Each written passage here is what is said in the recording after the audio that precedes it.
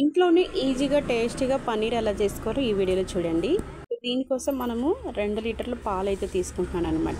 మీరు ఎక్కువ మంది ఫ్యామిలీలో ఉంటే కనుక 2.5 లీటరు, ఒక 3 లీటర్లు, అంటే అందరికి ఫ్యామిలీకి సరిపడేంత పన్నీర్ కావాలంటే 3 ప్యాకెట్లు వేసుకోవచ్చు. నేనైతే 2 ప్యాకెట్లు వేసాను అనమాట.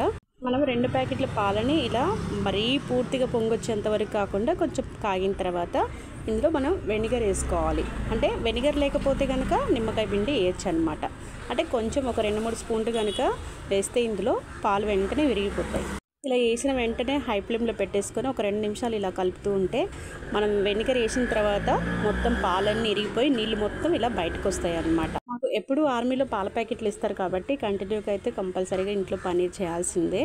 సో నుంచి పన్నీర్ అనేది నేను ఎప్పుడు తీసుకురాను. ఇంట్లో చేసే పన్నీర్తో చాలా టేస్టీగా ఉంటుంది అనమాట. బయట దానికి ఇంట్లో దానికి ఎందుకంటే కొంచెం బయట అనేది వాళ్ళు స్టోర్ చేసి మనకి 3-4 డేస్ మనం ఫ్రిడ్జ్లో పెట్టేసి అమ్ముతారనమాట.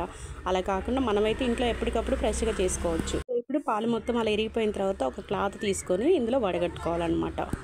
ఇలా వడగట్టుకొని గట్టిగా పిండుకుంటే మనకి అది అనేది సాఫ్ట్గా వస్తుందన్నమాట. అయితే ఇలా వడగట్టేటప్పుడు మనం వడగట్టిన వెంటనే ఒక 2-3 గ్లాసులు చల్లనీళ్ళు పోయాలన్నమాట. ఎందుకంటే అదంతా మంచిగా అవుతుంది. సో ఇలా చల్లనీళ్ళు పోసేసి మొత్తం అంతా గట్టిగా చూసారు కదా ఎలా అయిపోయిందో. మనకి ఇంటి దగ్గర పాలు జున్ను చేస్తారు కదా, సేమ్ అలాగే ఉంటుందన్నమాట ఇది కూడా. ఇలా మొత్తం గట్టిగా వాటర్ ఉంటుంది కదా, ఈ వాటర్ అంతా గట్టిగా పిండేస్తే మనకి అదంతా అనేది దగ్గర పడి చాలా సాఫ్ట్గా అవుతుంది అనమాట. చూసారు కదా, ఇలా మొత్తం అంతా పిండుకున్న తర్వాత ఇలా అవుతుంది. ఇలాగే మనము దీంతో రసగుల్లా చేసుకోవచ్చు. దీంతో పాటు 2-3 రకాల ఐటమ్స్ కూడా మనం చేసుకోవచ్చు. అవి కూడా ముందు నేను వీడియోలో అయితే చూపిస్తాను.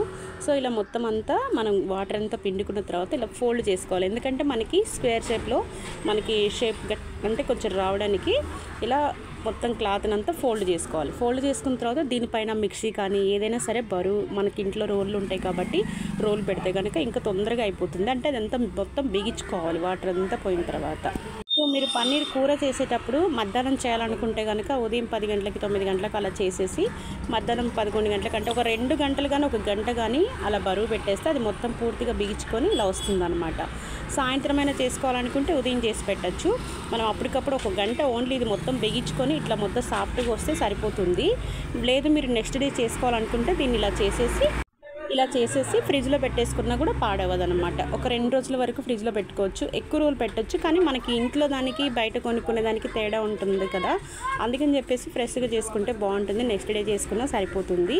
ఇలా ఓన్లీ ఫ్రై చేసేసుకొని ఉప్పు కారం వేసి ఫ్రై చేసి పిల్లలకి ఇచ్చినా బాగుంటుంది. పన్నీర్ కబాబ్స్ లాగా మొత్తం అంతా చూసారు కదా ఎంత బాగా వచ్చిందో. చాలా బాగుంటుంది అనమాట. ఇంట్లో చేసుకుంటే చాలా ఈజీ. నిమ్మకాయతో మీరు పాలలో నిమ్మకాయ వేసి చేశారంటే ఇలా అవుతుంది. కూర కూడా ఎలా చేయాలో చూడండి.